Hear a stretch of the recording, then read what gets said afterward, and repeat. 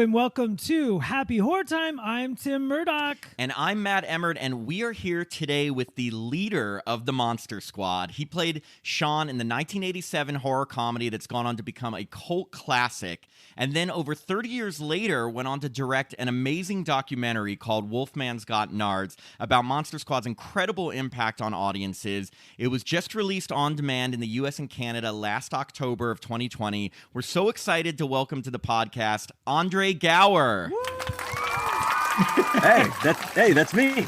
That's you. Welcome. Yeah, thanks for having me. That was that intro made me sound halfway cool. I'll dig it. You are cool. We are fans. We've done our research. We want to make sure, we know. I mean, there's a ton to go over. But it's funny because before we even jump into all the Monster Squad stuff, everyone knows, that you were a big child actor, but I'd love to know how you first got into the business at such a young age. Did you have I was discovered at a mall moment, or did you just start slowly going on auditions? Really what it was is my sister, Carlina, is a few years older than I am. And she was actually in the business for, as a young tyke as well for many years before I was even, in the universe. And I was just sort of, I don't want to say I was just next, I was always around it, and I was never not around it, even from a very young age. And so I started when I was 5, and just kind of went from there. So I don't really have too many years that I wasn't connected or involved in this industry in some way. I was in it and then out of it, and then in it and then out of it. But yeah, my sister Carlina was the reason, I guess, that the world has to deal with me and all of my stuff now. So it's and she did quite a bit, in the 70s and into the early 80s. And her biggest credit, so to speak, she was the little girl in the huge disaster movie, The Towering Inferno. Oh my gosh. Oh, wow. That's cool. So you are definitely on our radar with all your sitcoms. You were on the 80s TV shows, The A-Team, Knight Rider, My Two Dads, Mr. Belvedere. I was just wondering if you had any stories or favorites, or do you like being in front of a studio audience, or... Yeah, which are your favorites among all those 80s shows to film? God, I don't know if there's a favorite. The first question, is there a preference on those styles? I just think they're all sort of a unique experience. You mentioned the A-Team. I got to go up into the mountains, and I was a lumberjack, so we got to chop down trees with Mr. T. I mean, who gets to do that? But you mentioned, with kind of that formulaic, awesome, 80s sitcoms, which we don't have too many of the live studio audience ones. Definitely not now. Yeah, digital audience, virtual. I mean, despite not even despite of or in spite of COVID times, there's not a lot of live audience 3-camera video sitcoms, but doing a sitcom in front of a live audience is a whole other thing. It's sort of like doing theater, because you have this instant reaction, and you can feel there's 150 people about 20 yards away from you. That's how it's all set up, to elicit that live reaction, and it's definitely a thing. David Hasselhoff was your favorite Knight Rider? So what you're saying is Knight Rider all the way. Knight Rider all the way. Yeah, sure, why not? Knight Rider was cool. Most of my scenes in that episode, I was sort of the B plot. I wasn't even the main plot of the episode, and I was this kind of kid who rides by on a skateboard, and Kit starts talking to, and I'm like, not interested in going to school, and all of a sudden I jump in the car, and he shows me on his video screen how cool science is. I got to work with Hasselhoff a little in the middle, and then at the last scene, because it tied in with the A plot, I guess, because the person that Hasselhoff and was helping, or Michael Knight was helping, was a teacher. And look how it works out, she happens to be my teacher. So it was it all came to pass there. But that's a whole other thing, working with a car. Oh my God! Yeah, as your kind of scene partner. So speaking of your television performances, as being horror fanatics and looking into your background a little more, we were really excited to discover that at the end of 1985, you starred alongside Piper Laurie, as in Margaret White from the original Carrie, in an episode of the Twilight Zone revival called The Burning Man. So I have to ask you, what was Piper Laurie like to work with? Did you have any idea of like her career at that age? So I think I was 10. So you knew everything about it. No, yeah. I had known quite a bit, but I show up, I audition and I get cast in this episode of, the new Twilight Zone series. And I know that it's a teleplay based off of a Ray Bradbury short story. Mm-hmm. And I kind of knew who Ray Bradbury was. And I show up to set, and there's these two, adult actors, older adult actors. And I knew that something was special about both of them. I just didn't know them personally, and I had no idea really who they were. And I recognized the guy, and the guy happened to be Robert's Blossom from Home Alone. Yeah, from everything. I know. It's like I feel like people know him obviously as the scary neighbor in Home Alone, but of course he had a huge career. But yes, go on. And so you instantly recognize, kind of faces like that, and just you can tell when you're around like real actors, like people that know what they're doing and have done it for a long time. There's a presence and there's kind of like a gravity. And it was interesting to learn later who Piper Laurie was, because I had to work an entire week with Piper Laurie, who I eventually learned later in the day is like, oh, she's been around she's done some quite amazing stuff. And then you go rent to the VHS store and rent like The Hustler and care, you can see things like that. And she was a delight. I mean, super sort of, I don't want to say, it certainly was not out of her element. I remember shooting that scene because it takes place like in the 30s, and we were way north of LA, and it was blazing hot. It's in the summer, and it's supposed to be like the hottest summer on record in Kansas, I think is what the story was. And it was this interesting short story about, we're driving off to go into this lake because it's so hot, and like my aunt is taking me to like cool off in the lake, and we're telling stories and singing songs, I think, and we see this little kid in the middle of nowhere, middle of the road, and we pick him up, and it happened to be Danny Cooksey that they cast in this role. He's wearing like this white suit, and it looks like he got lost or fell off the back of someone's truck or something, and he's like, well, get in the car, you gotta come with us and we'll help you out. And there's this story, like he starts getting creepy. And no, I'm sorry, we don't see Danny Cooksey yet. Sorry, we see Robert's Blossom. Sorry. And it's like this old guy in the middle of nowhere, and we pick him up, and he's all disheveled, like he fell off a truck. And he starts saying all these creepy things, like, if there could be 75-year locusts, why can't there be 75-year people? Totally normal. in a pod underground, and then they come out and scavenge humans and then go back into the ground and lay their eggs for the next 75 years. We thought he was crazy, and we kick him out of the car. We go to the lake, we splash around, and that was one area I think Piper Laurie, the only time she was uncomfortable, like we had to dive in this lake, which is out in this like movie ranch north of LA, and like no one likes to dive in unfamiliar pond water. And then as the characters come back in the meeting, we find this kid, and what had happened is Robert's Blossom is the 75-year-old pod who had split open, and out comes Danny Cooksey, and our car breaks down and he eats us. It's a lovely, uplifting story. Yeah. No, we watch it. It ends, and it's just like, because we found it. And it ends, and it's like I think Danny Cooksey is like saying something, and you realize it's him, and then you guys are just like or you turn and you just like looked really creeped out, and it's like end credits. Just that slow kind of turn and end of story, fade to black, and we know we're dead. Well, I know. Well, it's totally cool, and again, like I said, for horror fanatics like us, it's just like I was like, oh my god, Twilight Zone, Piper Laurie. Well, Twilight Zone, yes too, but I mean, Piper Laurie, of course, is an icon. But for a couple of horror tie-ins to that episode, it's kind of neat because there's kind of two neat ones. The guy that directed that episode, it's the first time he ever directed anything, especially as a big network show, and his name is J.D. Fiegelson, and he was a TV writer for years. And then shortly after that episode, he wrote a kind of, half-known, I don't want to say cult status, but kind of definitely niche fan-based horror movie called not Day of the Scarecrow, Night of the Scarecrow, with Larry Drake. Wrote and directed Dr. that Giggles. movie. And then the DP of that episode was a guy named Bradford May, who had been working for a long time, and he was the DP on Monster Squad. Oh, Oh. small world.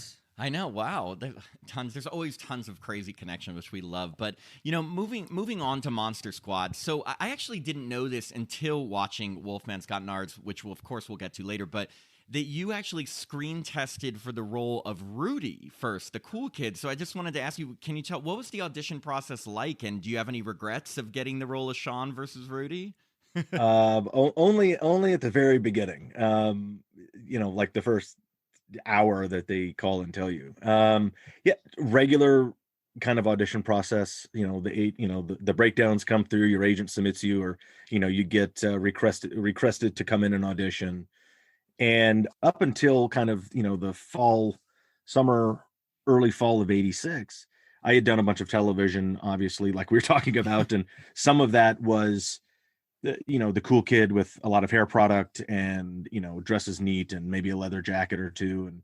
And so I automatically got submitted, and I got requested to read for the role of Rudy, and I went through that entire process. And so it was the initial audition, the callback, the second callback, and go back 3, 4, 5, half a dozen times, and you wait a couple weeks because this is a daily occurrence. At this time, it's like if you're not reading for one thing every day, you're reading for 3 to 4. And Wow. it's that's just how it is. Everybody reads for everything, especially if you happen to be fortunate enough to be kind of on the list that gets those auditions, and I was at the time, which was Oh, can I ask a question? Who else was on this list? I mean, you can name drop. It's just us. of the audition list for Monster Squad. I mean, or just your like who your main competition was. Well, at that time, if you're really kind of drilling down, I mean, just go back from 83 to 90 and take everybody that looks like us, for that kind of look.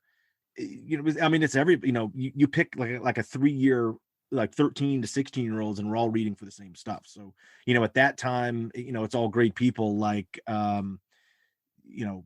me, Stephen Dorff,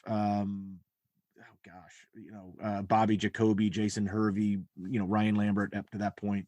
It's a big list, and a lot of them are on TV shows at the time. A lot of them were bouncing around. We're doing all the other work and films and getting our own shows. Just go look at all the teen magazines from 87, 88, 89. It's all them. I had the I don't know which magazine it was, but there was pictures of you guys in a limo going to the Monster Squad premiere. I remember coming out of Jaws 4 and seeing the Monster Squad poster. I was so excited. It's Bop and all of yes, that. I had them. Well, but so so you were saying about the audition process, and then how did you find out that you got a different role than you had been reading? Yeah, a couple weeks later they call and say, hey, that movie you read for, you actually got cast in it, and you celebrate, and they go, but not the role that you read for. And that's usually bad news. Like, kind of historically, if that happens to an actor, they liked you, but someone else is better for them. They find a smaller role, or maybe a 1 or 2 days or something, and you get a little deflated. And they said, no, they cast you as the lead, like just straight out.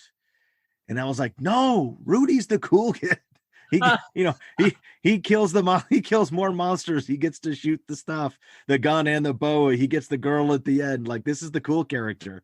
And so that's always been kind of the running joke with Ryan Lambert and myself. But it was certain. And now, over the last couple of years, especially, making the documentary and then talking about the impact of the documentary just with fans and the characters, and how that movie that didn't do well in '87 has impacted not only fans, but the people that were also in it and made it. It's a very interesting kind of perspective and introspective on my part to realize that on some random day in August or September of '86, when they're sitting around and again reading everybody in town for all these roles, especially Sean. So it's the Astons, it's the Coreys, it's the everything for every bit, right? Mm-hmm. And someone I still don't know who it was, whether it was Fred or Penny Perry or Peter Hyams, one of the producers, or just some random assistant, when they're trying to fill out the cast and casting the lead at the end, somebody said, hey, what about that kid that we read for Rudy that we liked, maybe, but didn't get it because Ryan Lambert came, because I know why I didn't get Rudy, because I've played Rudy. Yes, it would have been a more laid back, kind of cheesy Rudy, but Ryan Lambert came in and murdered his auditions and became Rudy in that instant, right? He's the definition of cool. Yeah, absolutely. And I know exactly what happened in the room and all, when that happened, because we've all talked about it for years. But somebody in that group said, what if that kid Andre is Sean? Should we read him? Should we call him back in and usually he would come back in and read for that role, or read some of the words that are going to come out of that person's mouth off the page. And that didn't happen. They just straight cast me as the role, and we went and shot the movie, which thankfully someone mentioned my name, and remembered my Rudy auditions, and as they say, the rest is history. But I'm very fortunate that actually happened. I know Ryan came in, nailed his audition, and everybody else read for the roles that they got except for me. And so I don't know if that's a good thing or a bad thing. I mean, it means that they trusted you enough, or at least in your capabilities, that it's like they could see you in that role, and like you said, didn't even need to have you come down and read as that role. And considering that's the lead, that's pretty awesome. Were you a fan of horror films prior, or did you have a favorite horror film or Universal monster? I enjoyed horror, enjoyed genre, and this was what 86, 87 at the time, so we had our new horror. So like we had the kind of the 80s slasher flicks, and obviously we had Jason and Freddy, and Freddy I think is the most terrifying monster we have. Oh, don't forget Michael Myers. Okay, you can have he's creepy too. Boy, the end of Halloween 2, when Pleasance says Michael, it's time to die, that freaked me out as a kid. But I enjoyed the old movies. Like I liked old movies. I remember watching, there's a few horror movies that you shouldn't see, at a certain young age. And of course I started with Wizard of Oz, which is absolutely a horror movie. But The Witches terrified me as a kid. Really, they're all terrifying. Yeah. And please still don't bring a flying monkey around me, because I will run the other way. But like The Exorcist, and I saw the original I Spit on Your Grave way too early. I don't know if it's a horror movie. It's more of like a revenge flick. That was very unsettling as like a 10-year-old or 12, whatever you see that. But I was a TV nut. So I watched a ton of television. And of course, starting in TV and film when you're 5, you're interested in all this stuff. And, I'd watch, late night, Friday nights, syndication channels, and, all day Saturday. So you wake up, you watch cartoons, then you go play, and then because you're not watching sports yet. So in the middle of the day, you're out playing, and then you come back in and you watch Kung Fu Theater, and you watch old horror movies or old classic movies. And so I saw a ton of stuff, as a kid. And Creature from the Black Lagoon was always my favorite guy. So he's my creature. He's my monster. In 3D. Yeah. No, that's awesome. Not on my little shitty black and white TV, but yes. So, the director of Monster Squad, Fred Decker, also wrote and directed another one of our favorite horror comedies from the 80s, Night of the Creeps. Yeah. I was wondering, what was his directing style like, especially working with so many young kids? Any memorable moments from working with him? Well, I think, the whole experience is one memorable moment, but, especially dealing with Fred. And I think that's some of the dynamic that has, stood the test of time, that doesn't kind of get old when you're watching these characters, the kids as characters in this movie, starting with the words on the page that Fred and Shane wrote, and then Fred having to sort of be that person that you're kind of, buoy in the sea, and, your guidepost of, where you're supposed to be and what you're supposed to be doing and how you're supposed to be thinking, because it's 3.5 months every day, shooting a movie out of sequence, and you've got to make it make sense. And, that counts with characters and performances. I think the thing that made a difference was, one, starting with the script and the subject matter and the words and the dialogue that the characters were going back and forth with, helped, because Fred and Shane were not that much older than we were. I mean, they were like 10 years older than we were. And, normally when you're looking at maybe a kid's adventure comedy, quote unquote, in the 80s, it's usually written by some 45-year-old dude that hasn't been a 13-year-old in decades, and is typing away going, oh, I remember when I was a kid, they used to say this and this was funny. Let's put it in this kid's mouth and make oh, it's campy. Great. Campy's fun. And it doesn't work sometimes, because it seems forced and it seems unoriginal. And I think Fred and Shane, being kids at heart and not much older technically than Ryan and I, who are the oldest on the set, kind of translated and came across. But on the set with Fred, I remember him being, our figure that we looked towards for guidance and connection to this whole big thing that was going on. But he also knew to interact with us, sort of on our level, and, got down to eye level, literally and figuratively with us. And then, kind of allowed us to be us, but also pointed us in the direction and put us in a, kind of a mold of where we needed to be on an ongoing process. And, that's a hard thing to do to work with kids. And this is Fred's second movie. He just made Creeps, the year before, with some success, not much box office success, but with some success to get your next movie greenlit. And then now we have a whole cast of kids for different ages, which is a whole other headache.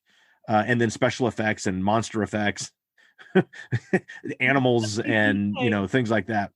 It's not CGI, so I'm sure it took much longer time. Yeah. Much longer. It was right at that transition time where, the visual effects were getting a little, digital, a little computer generated. And, it was literally the mix of all three of the styles, where you had practical creature effects, you had some special visual effects that were computer and art animation driven, and and then also even old effects like matte paintings, as backdrops, and mixed. So we had a matte painting, and normally if you have this huge backdrop as a matte painting, it's static and it doesn't move. But in Monster Squad we have a matte painting, which is this giant, awesome drive-in theater behind my house, but the movie's actually playing on the screen. So that's not new technology, but it's done well, so it doesn't look old and it looks, halfway believable. And late 80s, early 90s was right when all that was kind of, the transition was happening, and it all came together. And I think, look, the guy that did the visual effects on Monster Squad did a couple movies, called Star Wars. It's good for, Richard Edlund knows what he's doing when he's making little, lightning bolts and stuff. It was very interesting. And then Stan Winston's guys making the creature effects was all, an absolute paradigm shift, into the modern era of how you build creatures and make them work. Well, and one thing I wanted to touch on that you kind of mentioned when you were talking about the script, and I just have to gush for a second about why I love this movie so much. It's because I think why I love it, it's for me, it's the epitome of what made the 80s like so great. The writing's amazing. The kids actually act and sound like kids, like the lines that are written, they just sound normally like kids. All the references from your t-shirt with the Stephen King rules to the horror movie that you guys are watching called Groundhog Day Part 12, like even the big music montage in the middle, it's just like so 80s. But all in all, like the performances, I feel like really make this movie great. And that is, you and the other kids and the director really make this movie so relatable and I think, and just fun to watch, and so that's a huge kudos to you and, and the cast and the director. But I think it just felt natural and relatable. And that's why I think it resonated so much with people. I agree wholly. And I think, over the last few years, I have narrowed it down to, 2 words of why that script works, and why the performances come out in the way that they do. And I think it's because the whole thing has heart and authenticity. Yeah. And it comes across that way when you actually pay attention to it. That, everybody was in the right spot. And I think that's what happens when movies, hit the mark. So obviously we know that you still keep in contact with Rudy and the young girl, but are you did you actually, with all the cast members, like, did you guys like get along the entire time? Yeah, well, especially while you were filming, because I know you caught up with a lot, but did you become close while on the set, like when you guys were all kids? Because I know you were all different ages, but did you become close, like a close-knit group? You do, obviously, for those 3 months you're together every day doing, this crazy stuff. But I hadn't known anybody else in the cast except for Robbie Kiger, who played Patrick, and we had actually known each other basically our whole lives. And so we were comfortable with each other, and had been friends, for years. It's weird to say, we've been friends for years, and we're 13. And but Ryan, I had literally met like the month before we started shooting, and because he was fairly new, he had come in. His first audition that he ever went to, he went to an open call for Kids Incorporated the year or two prior and got it, and had done that, and then did Monster Squad. And I met him at a party like a month or 3 weeks before we started shooting. We became friendly, and then we were with each other, for 3 months straight, and we were friends for years, just like everybody else. Ashley Bank, who played Phoebe, and Michael Faustino, who played Eugene, were obviously 5 and 6 years old, I think. I was actually friends with Michael's brother, David Faustino. Wasn't David Faustino on Married with Children? The name Faustino. Correct. Yes, Yeah. yes. Okay. Yeah. Exactly. So David, had been around for a while, and then got married with children in 89, 88 or 89. We all, after you shoot the movie, you're all friends because you go through this process, and you're attached to each other forever. And they all come to birthday parties, and you go to they come to my birthday parties, I go to their birthday parties. And someone just celebrated a birthday. Someone just turned 50. Right? Yeah, Ryan did. He just turned 50 the other day. So. Wow. Yeah, happy birthday, Ryan, you old fart. You old fart. Wow. I know we're talking about, when you guys are like 13, 15, I know. now he's 50, everyone. Way to feel old. I mean, I'll be 44. No. I mean, yeah, 50's different. I'm 2 years away, but I celebrated by because we also hadn't seen each other mostly throughout the 90s. And most of the, into the 2006, when we did the first cast reunion screening. And then Ashley, Ryan, and Fred and myself went to the Alamo Drafthouse. And that's what that screening weekend on Easter, ironically, so it was 15 years ago this weekend, was what started this whole resurgence with Monster Squad, fandom and the culture around that. And, ever since then, we'd all been tight again, especially me, Ashley, and Ryan. And going to conventions and going to appearances and screenings and Comic-Cons and things like that, and getting to reconnect with Fred and Shane. And then Ryan and I, got close again because we had both moved back to LA at the same time back in like 2014. And we started working on projects, and we had a podcast of our own. And I had developed a couple projects for us. He was working on developing some concepts that, we were out there trying to, pitch around town. And one of them, I created a show where Ryan and I were co-hosts called Short Ends, which Nerdist and Legendary Studios bought to put on their digital channel. And we did 22 episodes of that. And it was Ryan and I co-hosted it. It was an interview show. It was a showcase show about filmmakers and short films. And then Ryan and I got to goof off and be us, in between. And that was a fun experience. And because Ryan and I work really well together, even though we're completely different, we're very similar. And, once we reconnected back in 2014-ish, it just kind of, dropped in the slot. It was crazy. So this is my absolute favorite question going back. Like, what do you remember? Like, obviously the Alamo was fairly recently, but do you remember the very first premiere of the movie? Yeah, like was there any sort like of a red carpet or cast and crew screening, like just for you guys when it first came out? I think, you get to see some scenes when you do, kind of ADR and looping type stuff to replace some dialogue or sound, months before it comes out. I can't remember if I don't think we saw a cast screening. I think we went to the main premiere, which was in Westwood, and after that the studio they had a big premiere party at the Hard Rock Cafe. Nice. And they had actors dress up in the monster suits. It didn't look anything like the characters, but it was and that was a weird kind of idea. But like it was Schwarzenegger was there, and like Michael Douglas was there, and there's like, all these huge names were at the Hard Rock Cafe because it was a big studio PR type of thing. Like show up at this party and hang out for a little bit, and there was a ton of kids there, a lot of kid actors as well. And then Ryan and I, like 2 weeks later, we flew to New York for the same party at the New York Hard Rock Cafe. And nobody else went to that. It was just Ryan and I. And like George Siegel was there, ironically. He just died, which sucks. And like Margot Kidder was there. I remember I met Lois Lane. I was like, oh my God, this is Lois Lane. This is crazy. And we love her from Black Christmas. Yeah. We always see the horror. Sure. Yeah. And Wow. I'm sitting there going, this is cool that we're flying all over the country and having, premiere parties at the Hard Rock Cafe, which used to be cool. The Hard Rock Cafes used to be cool. I know we were talking about it. We're slowly getting toward Wolfman's Got Nards in the documentary. But what I wanted to know is because you mentioned the Alamo Drafthouse screening, and that was at the 20th anniversary. But until that 20th anniversary Union screening, had you given Monster Squad much thought, or like meaning through those? Was it on your radar? Yeah, because we always, you've talked about in the documentary, it's like all the fandom was kind of discovered starting then. So in those first 20 years, was it kind of like, oh, it was just a movie I did and you didn't really think much of it? Yes, for the most part.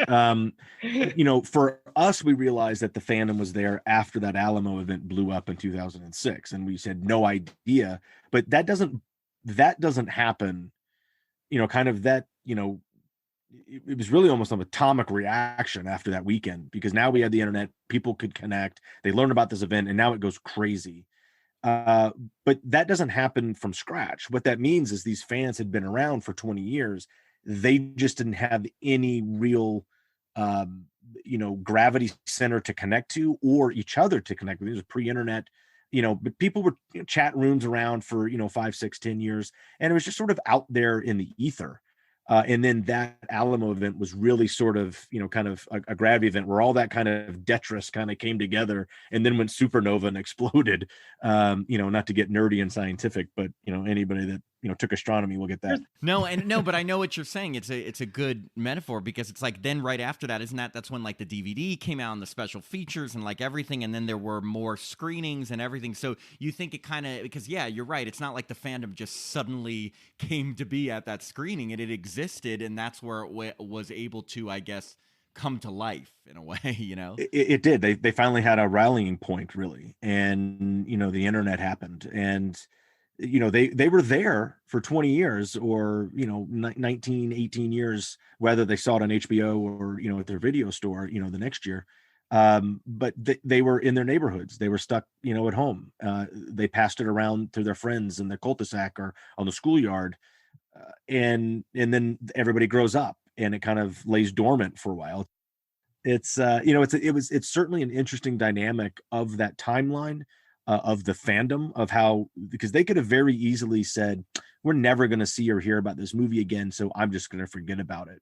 And the fans did not do that. And, to see that explosion in 2006, to almost a year later, all of a sudden a major studio putting out the 20th anniversary DVD, which goes bonkers. And then we're headlining conventions and we're going all over the place and doing these screenings. And that's what led to, realizing that this kind of fan connection to this movie and our connection to that dynamic as the cast was very unique. And I started kind of asking questions about that, outwardly and inwardly, and, seeing these events and seeing other films and other fandoms and fan culture. I realized ours was unique in its own way. And that's really sort of what the spark of the documentary was. Well, that's actually, you're getting right to what my next question was, which was basically regarding, so I mean, moving on to Wolfman's Got Nards, which I just have to say I definitely recommend for anybody listening who's a fan of Monster Squad or even just a fan of 80s movies. It's such a heartfelt documentary. Like, it just happens to have, I think it's at 100% score on Rotten Tomatoes, which is amazing. But that's what I was going to ask. I wanted to see how the documentary came to be, but it's sounding like, I think you kind of explained that, like when you came up with the idea or how it all came together, how long it took you to do the interviews, but it's sounding like this whole fandom is what really sparked it in your mind. That's what sparked the concept of something, right? Not really our end result, but it was just sort of, it was looking at and then going to the next event and seeing that this kind of, fan wave of, we thought it was just a quick nostalgic thing that would, flare out like a firework or something. And it did not only did never peter out, it only got stronger, and the foundation got deeper. And so this upward trajectory just kept going solid.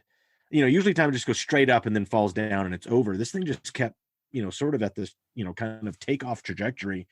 And that lift underneath it just got stronger because the fans kept coming in and shoring it up and demanding more and being more present and more vocal and more social about it.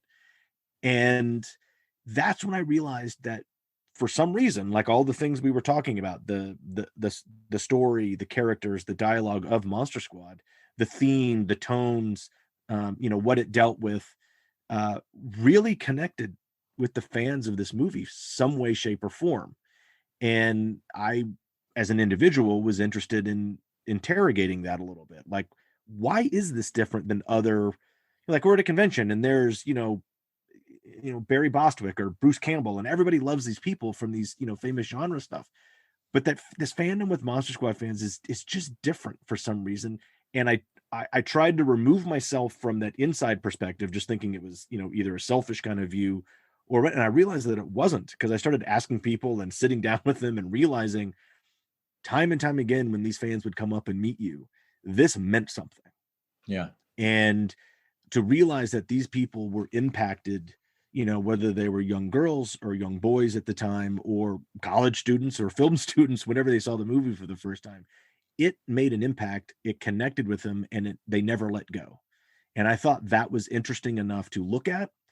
And fast forward past my original ideas of what I thought a documentary could be, because I my original notion was, hey, we're coming up on the 30th anniversary. Ryan and Ashley and I, we're going to be going around, doing a bunch of big events this year. Let's go get a camera and we'll do some like crazy, fan on the street type BS and come back and have one of our friends edit it together. Like, we'll buy him a beer or something and like, put together like a 30-minute, doc, and we'll put it on our website, because we had a podcast at the time. And I tried that at one event and it just didn't work. It wasn't what it should have been.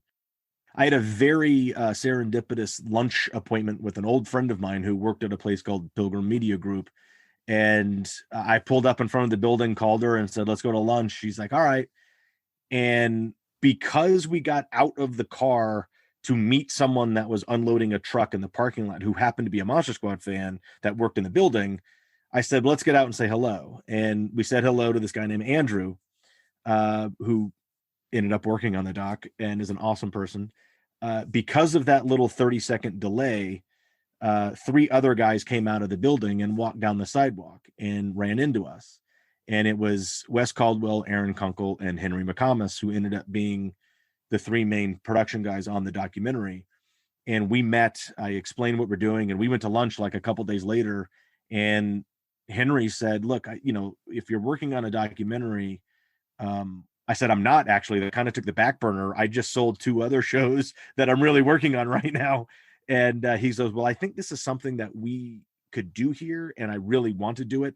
Let's meet and take it to the executives and pitch them the idea. So let's work on that. And we did. And a very short time later, we were greenlit. I worked out a deal with Pilgrim and my company to make this movie, and we went into production a few weeks later. Tim, like you said, we even at that time, I didn't know everything that was going to happen in the next 10 or 12 months, because it was a 30th anniversary year. Some of that stuff is, made last minute. Some of it's made 6 months in advance. And we got very fortunate by the Alamo, who, still friends with even to this day back then. And they called me and said, hey, we want to do a 30th anniversary tour. Do you think you'd be interested in going around? Because they do cool stuff like that with other films. And I was like, wow, what do you think it's going to be? And they're like, well, we're thinking like a dozen or 15 dates. And if you want to go, like, we'll fly, we'll take you around, just go to location to location. And I was like, that sounds crazy. Are you interested in having anybody else? And they said, well, if anybody else wants to go, let's talk about it. And I got Ryan and Ashley on board, and I knew I had we were in production at that time. And so not only did we go to 17 cities in 17 days, we had Ryan and Ashley's baby, who was 16 months old at the time. Wow. And so we had to bring her the entire 3 weeks, and it was awesome. But I also had a production crew, in front of us and behind us and traveling, in parallel the whole time, because we were trying to shoot a documentary, and this 17-day tour had no idea how important it would have been as a through line to the actual finished product of the documentary. It really helped, kind of, having that continuous kind of thing to go back to during the documentary narrative. And we got some of our best stuff that we didn't script or didn't plan on the road, meeting some of the fans or getting some of the, kind of B-roll and things like that. It was just one of those things on a list of like a dozen that happened in the 10 or 11 months we were actually shooting. Did you watch the movie every night? I mean, like, yeah, because I know in the documentary it said there's like sometimes 2 screenings a day. Did you literally watch it every single time? No. So what happens on a tour like that is, and like I said, 17 cities in 17 days sounds arduous enough, but you have to now remember that over half of those locations did 2 screenings a night. So you're really doing 25 or 26 shows in 17 days. And so you go in, you do an intro, say hi to everybody, they play the movie, you come back, you do a Q&A for, 20 to 45 minutes or whatever it is. And then you go out in the lobby and you sign stuff and you take pictures with everybody who wants to stay. And that's usually about 90% of the people that showed up. Wow. And so you're not getting done until midnight every night. But if you have one of those events, which was 50% of them that had 2, you do the Q&A, or you do the intro to one, the movie starts in that theater, you bop over to the next theater, you do the intro to that one. As the movie ends, you come and do the Q&A in theater 1, and then you wait while that's done, you bop over and do the Q&A in theater 2, and then everybody goes out in the lobby and waits for you to come out and sign and take photos. So it was an incredible, 21 or 3 weeks of time. But yeah, I think on day 9 is where you had to be like, okay, what city are we in? Like, where are we? But what's cool about Ashley and Ryan, they were troopers on that, because they didn't have to go on that tour. I put it together, and they were troopers enough to also have our cameras in their face the whole time. And then also traveling and doing some extra stuff that, on a random Wednesday morning, they probably wouldn't have been doing. Yeah, so, and speaking of them, I mean, obviously we noticed that of the original Monster Squad members, you, Ryan Lambert, Ashley Bank attended all of these screenings, did the tour and everything. And sadly, I know that Brant Shalom, am I pronouncing his last name correct? Shalom, yeah, and it was tragically passed away in 1997. But we were wondering what happened to Robbie Kiger, who played Patrick, and Michael Faustino, who played Eugene. I guess we were thinking they'd maybe be in the documentary or had attended did you lose touch with them, or are they just mainly lost touch with Robbie over the years, and then years later you find like he had lived in Hawaii for a long time, and then had moved around a little bit, and so not a lot of people had contact with him. So tried to reach out a little bit on social media at a time, knew someone that knew him, and then if any of the people that putting on these events couldn't get a hold of him, and then we were making the documentary, we reached out, and we just didn't know where he was and had no real contact, so to speak. So you sort of misses out.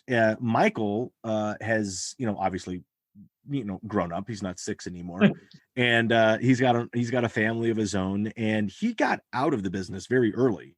Mm-hmm. Like, he stopped acting, I think, when he was 13 or something, and when a lot of everybody was just starting, and just went to school, grew up, and he's actually still in the industry, but he's a high level sound engineer guy. So he does sound for big live shows like The Voice and American Idol and stuff. So, and he's also not I don't want to say not interested, because he's always followed along and cheered us on.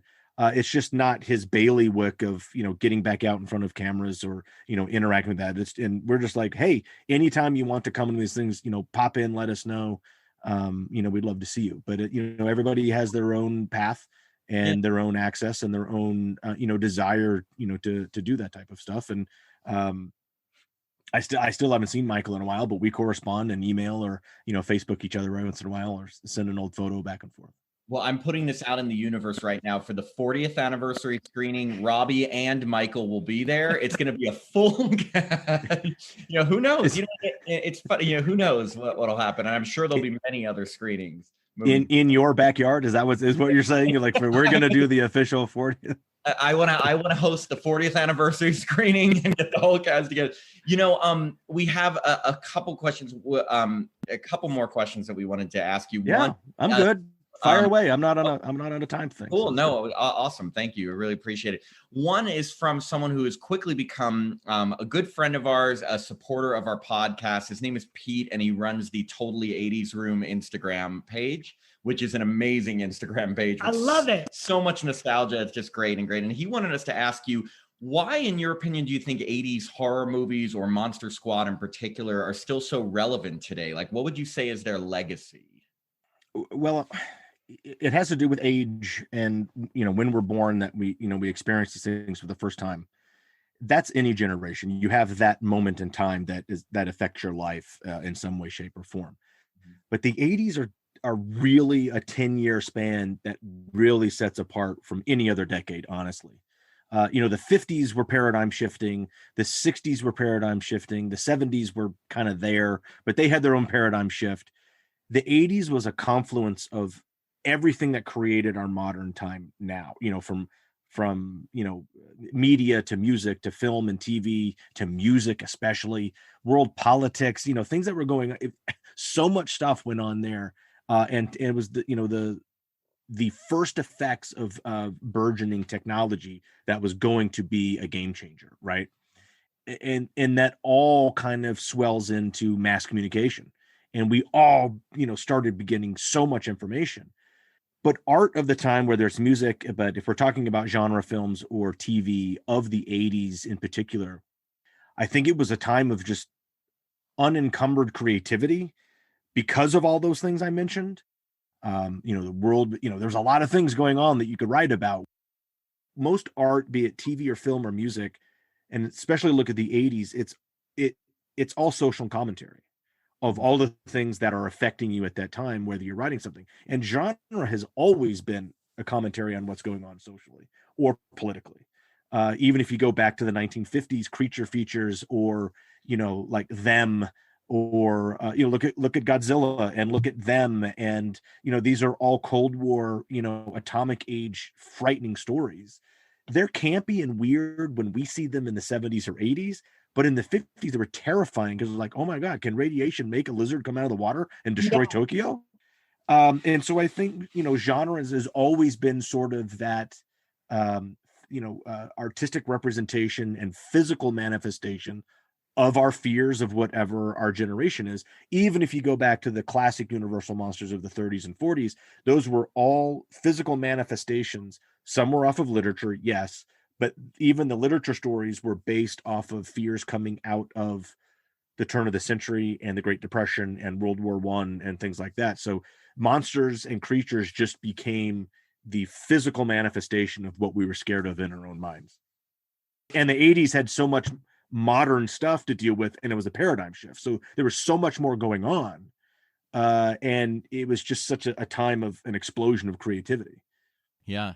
No, it really, I mean, and you can see some of that creativity from the 80s on his page. It's crazy. I mean, and it's just such and you have to really, I feel like you have to have been you don't have to have been alive in it to really appreciate, but I feel like you appreciate it more if you either lived through it or were a kid through it or just experienced it in some way like that. Real quick, I also want to give a shout out to Grace Chan, who actually helped connect us to Andre. She's actually featured in Wolfman's Got Nards because she created a Monster Squad themed zine called I Heart Rudy. She told us she worked from a treasure trove of Andre's Monster Squad memorabilia, his wardrobe, original scripts, exclusive photos, posters, props. It's all documented in the zine, along with exclusive interviews with Andre himself, Ryan Lambert, and Lisa Fuller, who played Patrick's sister. So I just want to tell anybody listening, you can if you check out the @iHeartRudy Instagram page, you can learn more. There's 2 issues. Both look really cool, and you can purchase them via the link on the bio on that page or through Big Cartel. It's the @iHeartRudy page.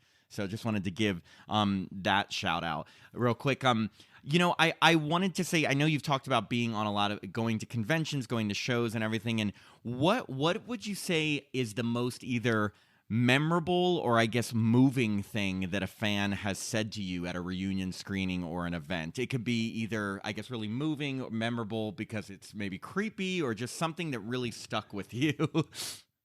Oh man, a good question. Oh, damn, I should be prepared for stuff like that.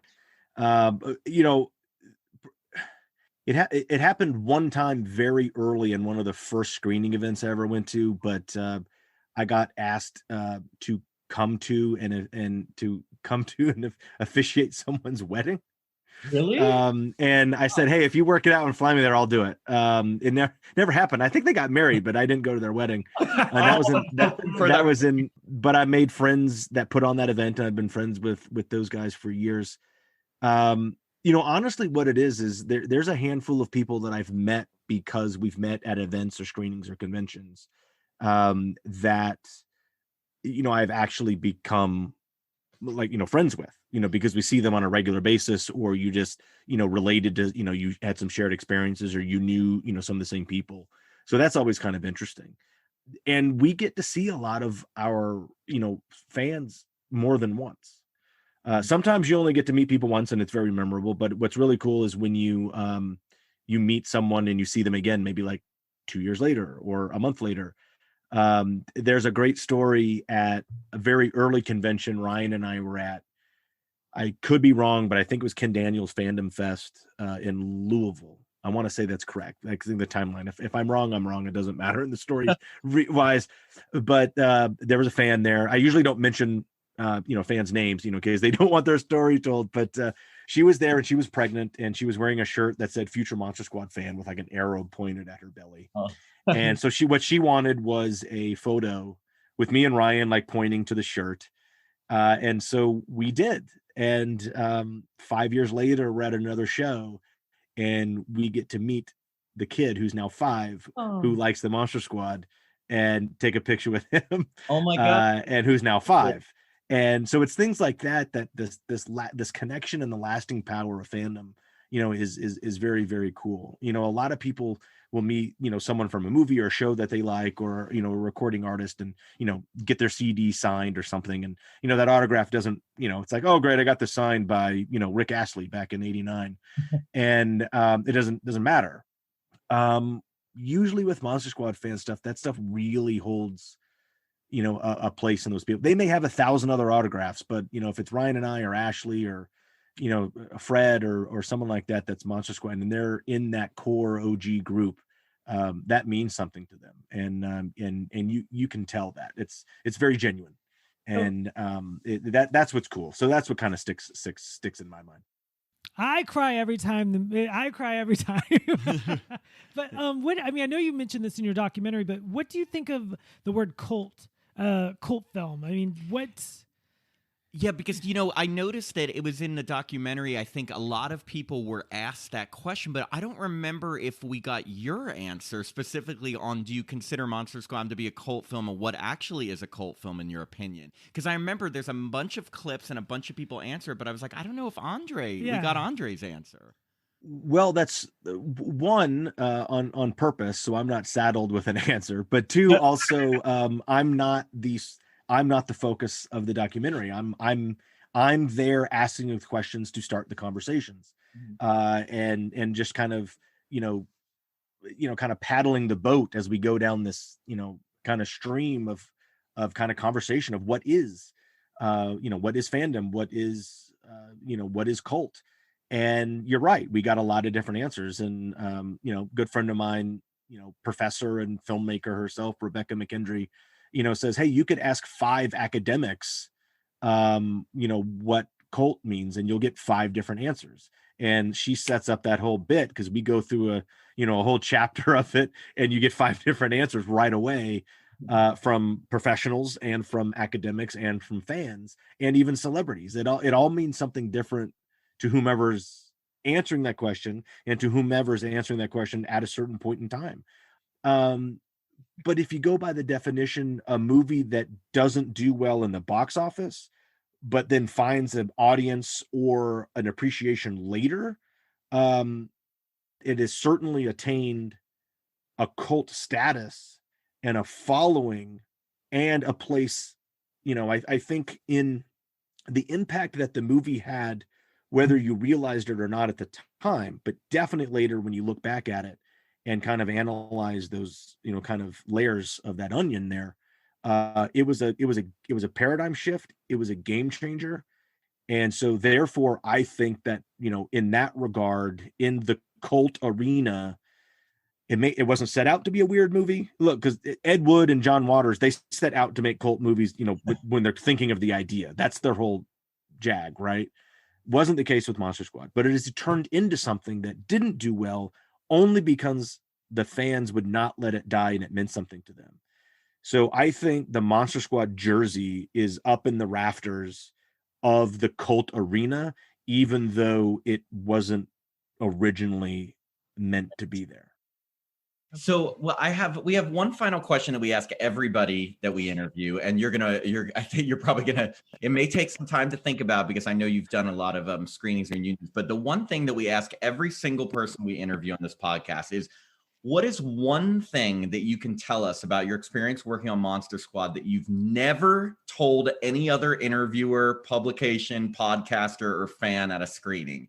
One tidbit that anything, if it could be about behind the scenes, maybe an Easter egg in the film, it could be anything as long as you've never mentioned it anywhere else. Oh, wow. Yeah. Give me a second. You might have to clip, 10 seconds of totally fine. Silence later. Probably I can't recall if I've actually mentioned it on air or, doing a podcast or not, but the time I had a weird problem, I hadn't injured my toe, but for the tire shoot of Monster Squad, I had this giant, painful ingrown toenail. And it was just such this bad experience. And it was just awful. It was infected. And I ended up having surgery on it after we shot Monster Squad. But I don't think a lot of people knew about that, I shot that entire movie with my toe hurting constantly. Wow. No, that is, well, that definitely was not in the documentary. So. No, it was not. It's not. It has no intrinsic value to sell a documentary. So no, but it was not in the framework of the story. But it's intrinsic value to us who love random. I'm going to watch it differently now. Now I'm going to watch the whole thing thinking, wow, he was looking at your feet. See what that yeah, no, I cover it up well. Well.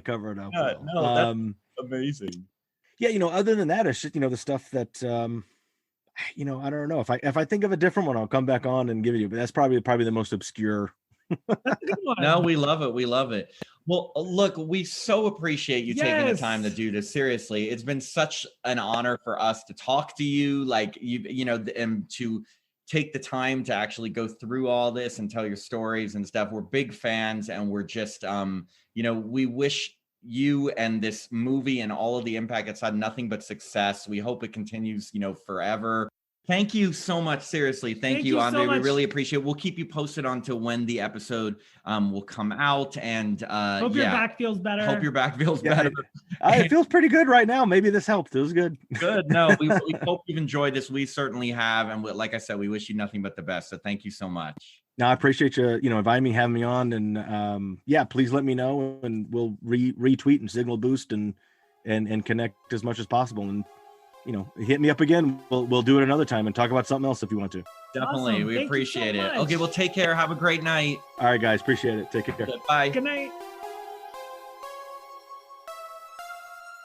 We hope you enjoyed this episode of Happy Horror Time. You can find us on Apple Podcasts, Spotify, Pandora, and many other platforms. If you haven't already, please like and follow our Happy Horror Time page on Facebook. You can also follow us on Instagram and Twitter at Happy Horror Time to see all our glorious posts. If you want to contact us, send us an email at happyhorrortime@gmail.com.